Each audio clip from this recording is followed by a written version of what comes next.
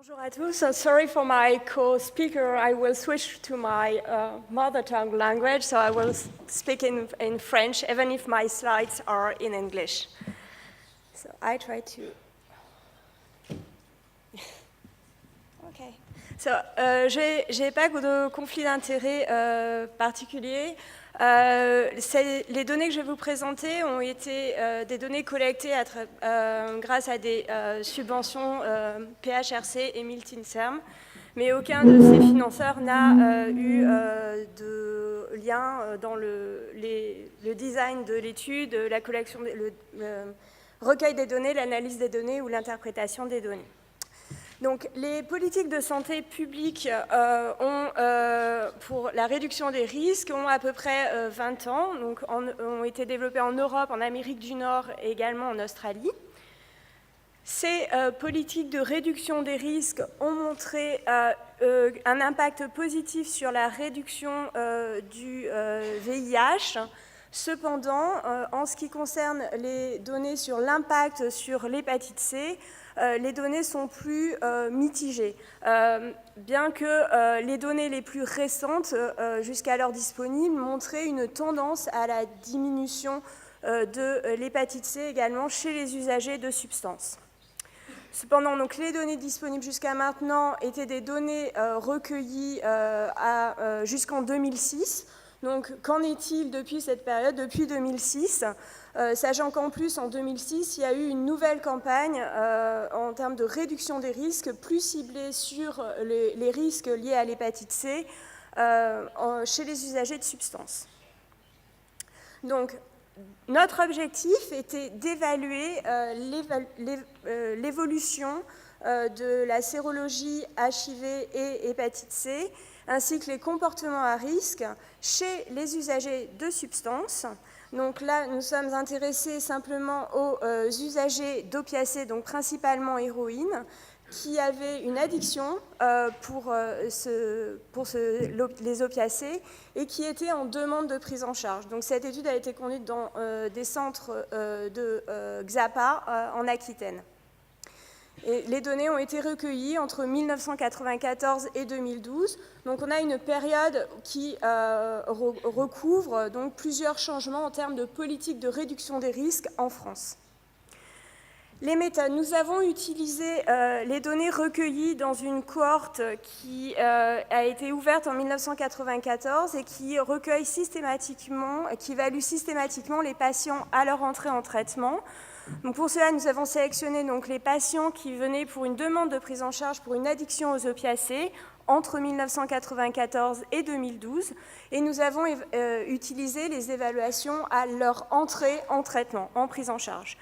Nous avons utilisé des données recueillies par différents instruments classiques utilisés donc dans cette cohorte. Le premier instrument est l'Addiction Severity Index, qui est un outil multifactoriel d'évaluation de la sévérité de l'addiction, qui nous a permis de recueillir des données sociodémographiques de l'histoire des consommations, des voies d'utilisation des substances, également la sévérité de l'addiction. Pour les évaluations des comportements à risque, nous avons aussi utilisé un outil très développé dans le champ des addictions qui est le Risk Assessment Battery, qui permet donc d'évaluer les comportements à risque liés à l'injection, également les comportements à risque sexuel. Enfin, nous avons recueilli des données biologiques pour les sérologies HIV et hépatite. Pour les analyses, nous avons défini 4 grandes périodes qui représentaient des grands changements de politique de réduction des risques et de santé publique en France. Donc une période 1994-1995 où la politique de réduction des risques n'était pas vraiment très développée, et notamment où il y avait un accès très limité aux seringues sur ces périodes de temps. Une période 1996-99 où il y a eu un développement donc des antirétroviraux pour le HIV. C'est également une période où il y a eu le développement de l'accès au traitement pour le traitement de l'addiction aux opiacés avec la méthadone et la buprenorphine, et également période où il y a eu une mise en place de matériel d'injection stérile avec notamment ce qu'on appelle les Steribox, Une période 2000-2005 où l'accès aux antirétroviraux et au traitement de maintien d'abstinence méthadone, buprenorphine est toujours identique, mais avec une deuxième génération de Steribox où on a introduit également des matériels d'injection et notamment du petit matériel avec des filtres également dans ces kits d'injection et des cuillères qui permettaient de faire les mélanges et donc d'éviter aussi le partage de ce petit matériel.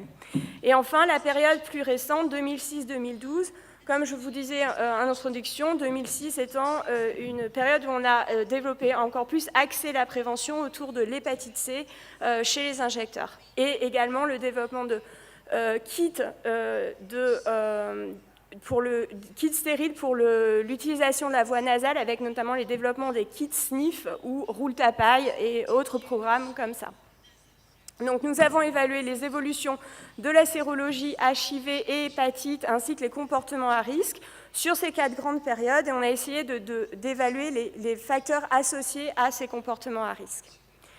Donc, sur cette période 1994 à 2012,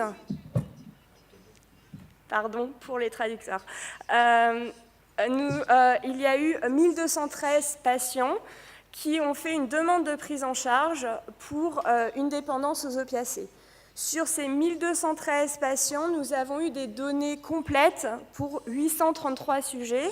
Donc vous voyez la répartition en fonction de l'année de prise en charge.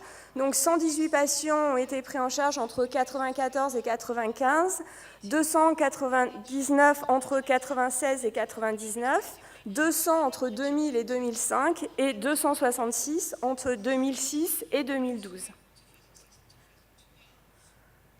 Concernant les caractéristiques, on a des caractéristiques classiques des patients en demande de prise en charge pour une dépendance aux opiacés, donc principalement des hommes, 74%, 32 ans, un niveau d'études inférieur au bac et qui vivent avec leur famille, avec ou sans enfants.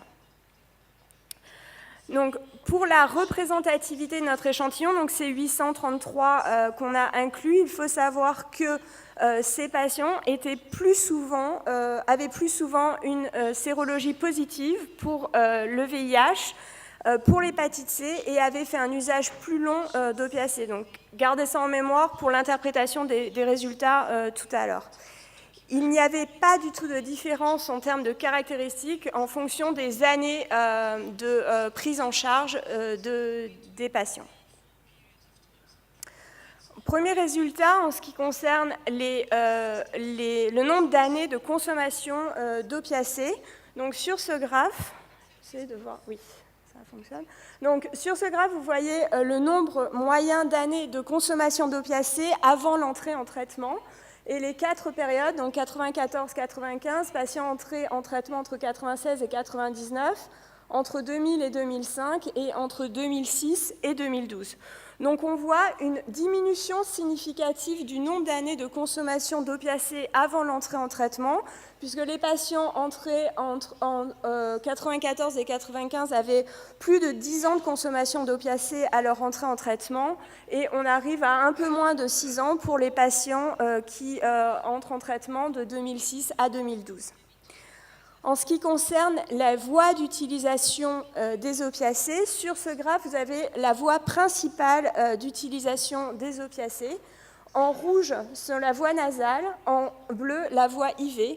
Donc vous voyez que la voie IV décroît significativement entre les patients pris en charge entre 94 et 95, où plus de 90% des patients utilisaient la voie IV, et on voit une diminution au cours du temps. Parallèle à cette diminution, donc avec une voie IV qui était surtout utilisée jusqu'en 2006, et une diminution, et parallèle à cette diminution, on a une augmentation de la voie nasale qui devient la voie principale d'utilisation pour les patients rentrés entre 2006 et 2012. Les autres voies d'utilisation, je ne les ai pas représentées graphiquement. On a également une augmentation des autres voies d'utilisation, la voie orale et la voie fumée. Cependant, elles restent plus minoritaires, donc concerner moins de 10% des patients. Concernant maintenant la sérologie, donc sur ce graphe, vous avez sur cette partie, sur l'ensemble, les sérologies sur l'ensemble de l'échantillon, donc nos 833 patients, et sur cette partie, nous avons isolé simplement ceux qui rapportaient la voie IV. Donc on va s'intéresser tout d'abord à la sérologie VIH. Donc en bleu, les patients inclus entre 94 et 95, en rouge entre 96 et 99, en vert entre 2000 et 2005 et en violet entre 2006 et 2012. Donc pour le HIV, vous voyez qu'on a une diminution significative de la prévalence du VIH au cours du temps, qui passe de environ plus de 40% pour les patients inclus entre 94 et 95, et on est à autour de 3% pour les patients inclus entre 2006 et 2012. Donc une diminution significative, et cette diminution significative se voit dès 1996. Donc 96, je vous rappelle, c'est le début des traitements des antirétroviraux et de l'accès au traitement pour la dépendance aux opiacés. Si on regarde parmi les injecteurs seulement, on observe également cette même diminution. Les prévalences sont un peu plus élevées que sur l'ensemble de l'échantillon chez les injecteurs uniquement, et on observe également cette diminution dès 1996. Pour l'hépatite C maintenant, donc vous voyez que les prévalences sont beaucoup plus élevées que le HIV, puisqu'on est à plus de 70% entre 94 et 95, et pour les patients de 2006-2012, on est autour de 15%. On a une diminution significative, cependant cette diminution, elle est significative qu'à partir de 2000. On n'a pas de différence significative avant 2000. Parmi les injecteurs, la prévalence de l'hépatite C est encore plus élevée que sur notre échantillon global. Et là, on observe une diminution. Cependant, la prévalence reste stable autour de 70%. Et on observe une diminution simplement à partir de 2006 pour les injecteurs.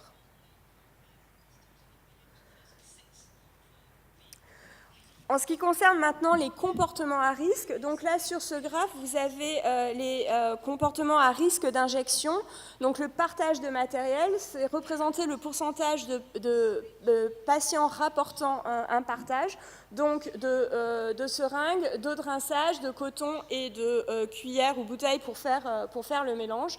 Toujours les mêmes codes couleurs pour les années. Donc là, on observe... donc c'est uniquement évidemment parmi les injecteurs, et après ajustement sur différents facteurs de confusion qui ont l'âge, le sexe, le nombre d'années de consommation, la sévérité de l'addiction, on a une diminution significative du partage de tous les matériels d'injection et du petit matériel, et ce dès 1996. En ce qui concerne les comportements à risque sexuel, on a donc évidemment que chez les patients qui rapportent au moins un rapport sexuel au cours des 6 derniers mois, et après toujours avoir ajusté sur les mêmes facteurs de confusion, on montre qu'il y a une diminution du risque, des comportements à risque à partir de 2006, où les patients inclus entre 2006 et 2012 rapportaient plus souvent un usage systématique du préservatif. En ce qui concerne maintenant, on a cherché à regarder s'il existait des facteurs associés au comportement à risque. Donc, les patients qui rapportaient un comportement à risque lié à l'injection étaient plus souvent jeunes, donc moins de 32 ans, avaient plus souvent une autre addiction en plus de l'addiction aux opiacés, avaient plus souvent une sérologie positive pour l'hépatite C, avaient plus souvent un trouble de l'humeur. Par contre, le trouble anxieux semblait être protecteur de prendre des risques pour avoir un comportement à risque pour l'injection. En ce qui concerne les comportements à risque sexuel, on retrouve à peu près les mêmes facteurs associés. Les patients les plus jeunes sont plus susceptibles d'avoir un comportement à risque. Ils sont aussi plus susceptibles d'être des femmes et avoir un statut sérologique négatif pour le VIH. Alors, de manière intéressante, on ne retrouve pas du tout de lien entre les comportements à risque et le nombre d'années de consommation d'usage d'opiacés ou l'année où le traitement a été initié. Donc les comportements à risque sont les mêmes que les patients aient initié un traitement en 1994, en 2005 ou en 2012. Donc on a voulu ensuite regarder comment évoluaient ces patients qui avaient un comportement à risque au cours de la prise en charge. Donc pour ça, on a utilisé les données donc, de la cohorte, des données d'évaluation, avec les mêmes d'évaluation de suivi à 6 mois, 12 mois, et 24 et 36 mois de prise en charge chez ces mêmes patients, donc les patients qui avaient un comportement à risque. Le premier graphe en haut représente le nombre de pourcentage de patients qui rapportent un comportement à risque au niveau de l'évolution. Donc en bleu, c'est à l'entrée en traitement, en rouge à 6 mois, en vert à 12 mois, en mauve à 24 mois et en bleu plus clair à 36 mois. On voit qu'en ce qui concerne les comportements à risque liés au sexe, on a une diminution significative du nombre de patients rapportant un comportement à risque au cours de la prise en charge. Donc une diminution du comportement à risque au cours de la prise en charge qui reste relativement stable à environ 15% des patients qui continuent à avoir un comportement à risque en traitement, mais tout de même une diminution dès le 6e mois de prise en charge.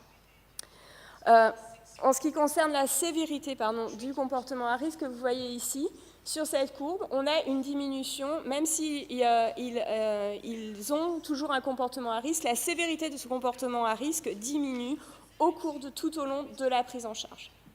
En ce qui concerne maintenant les comportements à risque sexuel, on observe également une diminution du nombre de patients qui rapportent un comportement sexuel à risque au cours de la prise en charge. Mais ça concerne quand même pratiquement 40% des patients. Et là, cependant, la sévérité de ce comportement à risque diminue au cours de la prise en charge. On a regardé les facteurs associés à ces patients qui continuaient à avoir un comportement à risque au cours de la prise en charge. Et on a retrouvé exactement les mêmes facteurs associés que pour l'inclusion, à savoir que les patients qui rapportaient un comportement à risque lié à l'injection étaient plus souvent jeunes, avaient plus souvent une sérologie positive pour l'hépatite, ils continuaient à être usagers d'opiacés au cours de la prise en charge, c'était aussi souvent des usagers d'alcool et qui présentaient des troubles psychiatriques, notamment des troubles de l'humeur. Pour les patients qui continuaient à avoir un comportement sexuel à risque, on retrouvait les facteurs comme à l'inclusion, c'est-à-dire que c'était plus souvent des femmes avec un statut HIV négatif, mais c'était également des usagers d'alcool et avec un trouble de l'humeur souvent associé. Donc pour conclure, nous avons mis en évidence donc, une relation forte entre les politiques de réduction des risques qui ont été mis en place en France et les changements en termes de comportement à risque des patients avec une diminution significative du partage de seringues et du petit matériel. Également, donc, en parallèle, une décroissance de la prévalence du VIH et de l'hépatite C. Nos prévalences étaient en cohérence avec les autres données épidémiologiques disponibles en France chez des sujets usagers de substances. Donc, on confirme la diminution de la prévalence du VIH chez les usagers de substances en France depuis 1995. Et on montre, il nous semble pour la première fois, une diminution, un impact positif sur l'hépatite C. Cependant, donc, cette diminution de la contamination par l'hépatite C est beaucoup plus récente, puisqu'elle est de 2006. Donc, on confirme là que le besoin d'un temps beaucoup plus long pour avoir une action sur les comportements, sur cette prévalence, pour avoir une réelle diminution. Mais je vous rappelle qu'on était parti de beaucoup plus haut, puisqu'on avait 40% avec une sérologie positive pour le HIV en 1994, alors qu'on était à plus de 70% pour l'hépatite C. Donc il fallait plus de temps pour vraiment voir cette diminution pour l'hépatite C. Ces données de réduction de l'hépatite C sont en accord avec d'autres données européennes et notamment des données hollandaises. La Hollande ayant mis en place des politiques de réduction des risques avant la France, et donc ils ont pu voir un impact positif avant les Français sur la réduction de l'hépatite C dans ces pays-là. En ce qui concerne les comportements à risque, donc un impact positif des traitements, puisqu'on observe une diminution des comportements à risque tout au long de la prise en charge. Les patients qui continuent à avoir un comportement à risque ont les mêmes caractéristiques qu'à l'entrée en prise en charge. Ce sont les mêmes facteurs associés. Et donc, on a pu identifier des groupes particulièrement qui ont le plus de risques de comportement à risque, qui sont les patients les plus jeunes, les femmes et également les patients qui présentent des troubles psychiatriques. Donc peut-être à travailler sur des actions beaucoup plus ciblées de prévention sur ces populations-là en soins. Enfin, je vous ai présenté des données. Ce sont des patients qui étaient en demande de prise en charge en structure type XAPA. Donc d'autres études sont nécessaires pour confirmer cette réduction du VIH et de l'hépatite C dans d'autres populations qui ne sont pas en demande de soins, notamment des populations type CARUD. Et également, c'était des patients qui étaient dépendants aux opiacés, avec une addiction aux opiacés. Est-ce qu'on observe ces mêmes résultats chez les usagers d'autres substances, notamment de cocaïne ou de crack? Je vous remercie de votre attention et ici la liste de mes co-auteurs.